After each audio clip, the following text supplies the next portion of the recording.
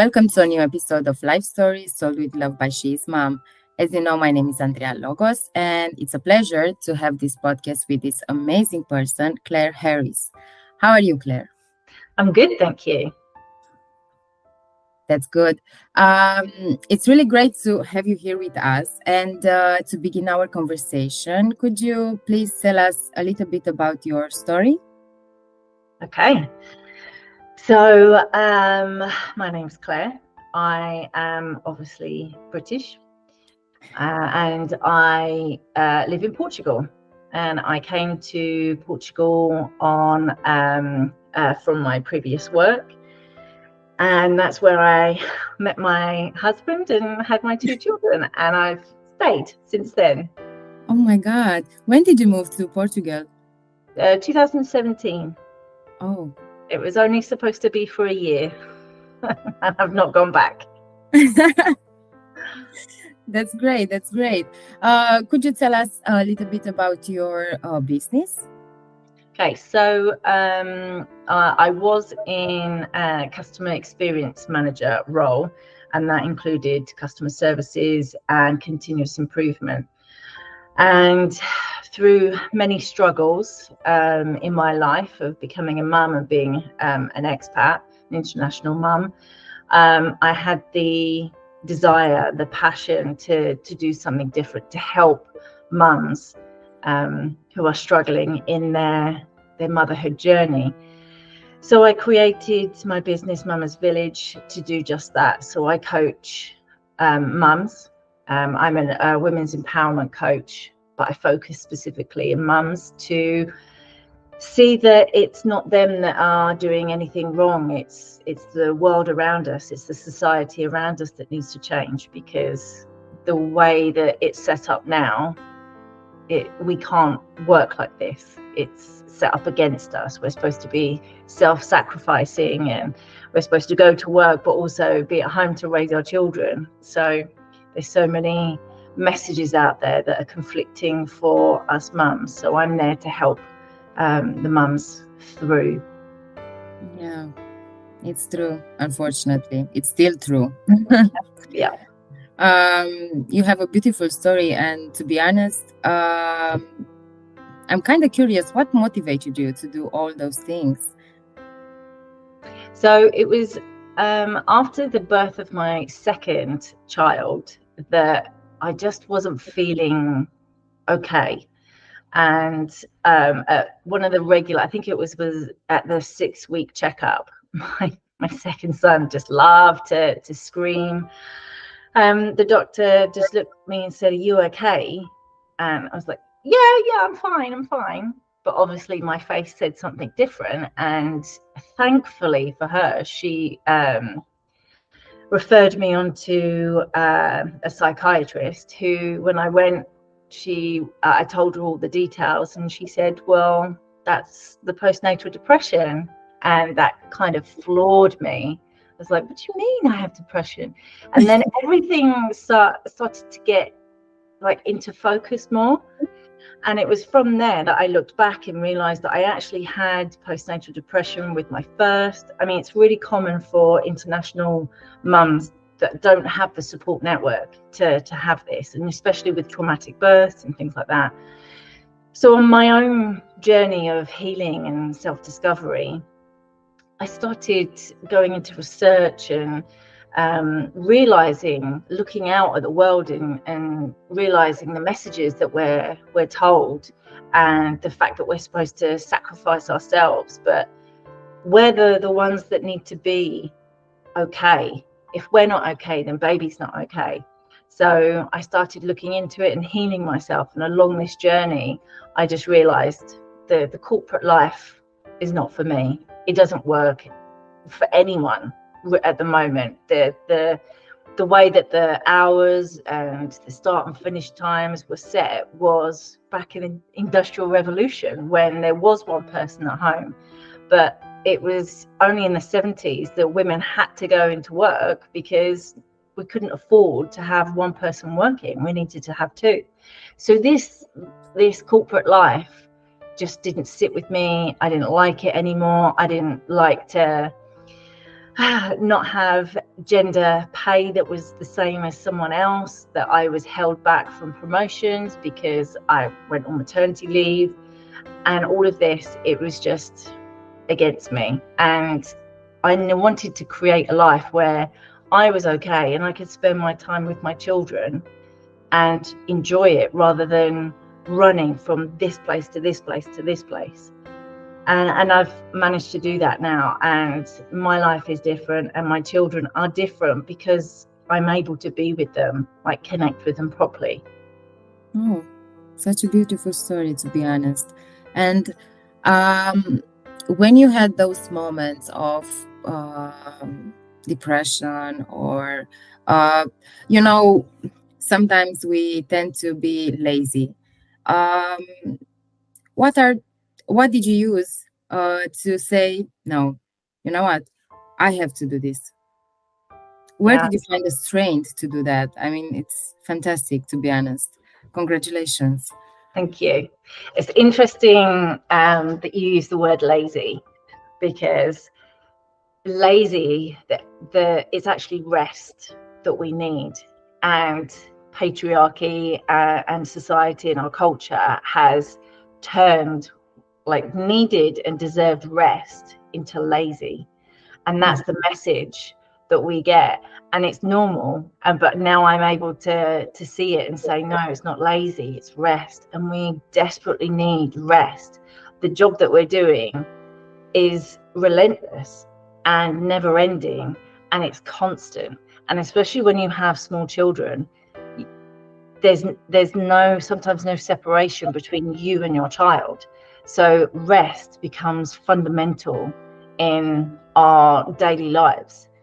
So for me, what I learned was menstrual cycle awareness. So throughout my cycle, what's the time that I need to actually rest? What's the time where I need to slow down? And when is the time where I have the energy so I can go out and be super mum and do all these things? So that was critical. And then giving myself self-compassion when I needed to rest. And when we need to rest, we still have our children around us. So being okay with like not taking the kids out and not like doing all the fun activities, but just being still with them and maybe watching a movie and just cuddling up and being with them and resting together. That's really important, when and not having shame when I need to rest. Oh, okay. I will try to use your advice. Yeah, we all need rest. We all need it. Yeah, that's true. But I think that it's also a fine line between lazy and rest. And I think maybe some people use this as an excuse as rest when they are actually lazy. Well, yeah, it's depending. Lazy is if you want to try and get away from something. Rest is, I need this for like 5 minutes just to sit and be quiet and be with myself, and then I'll feel okay to then go and do whatever thing I need to go and do. Yeah, that's true. Claire, what was the moment in your life that completely changed your perspective? And could you describe it a little bit for us?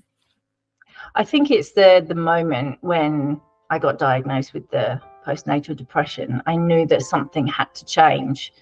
I knew that in those moments it was about me, and I had to be okay and heal myself so that I could show up and be the best mum that I could be, and the best person, because in those moments I was flat. I was not able to do a lot.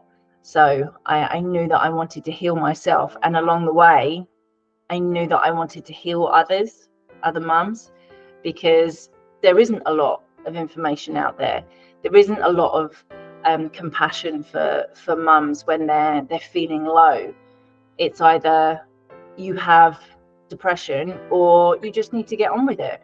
So there's no compassion. There's no one there to hold mums and to bring them through and to guide them.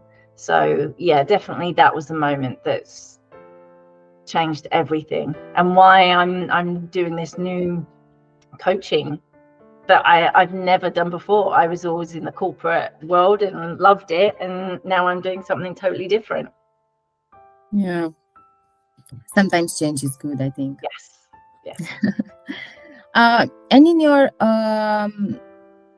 business life, since you started and you live the corporate life, can you share a particular challenging experience you faced and how you overcome it?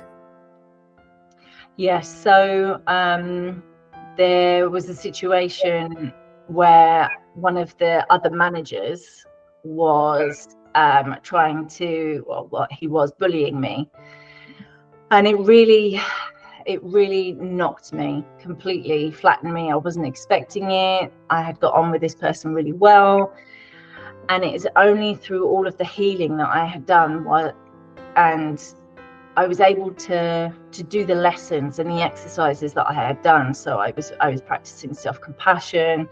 I was able to meditate. I was able to like book appointments for acupuncture or reflexology or something, and Reiki, that I was able to calm my nervous system, that I was able to stand up confident and say, no, I'm not going to accept this. And I knew the person that I am today, I wasn't going to let him do that to someone else. So I was able to do a complaint through the official channels and follow that through. So yeah, that was a really difficult time in my life, but I am definitely better for having to go through it, and I'm stronger and more confident because of it. You are very brave. To be honest, I don't know how many women have the power to actually speak back. Just like, no, I don't accept this. Sorry. That's through the research and through talking to a lot of women. That's what happens. We go quiet, we're silent, we're like, oh, maybe he is right, maybe I am doing this or this, but no, I have the confidence in myself that that's not right and I am doing the right thing. So yeah, and he's changed because of it. Oh, congratulations. Double congratulations. Yeah.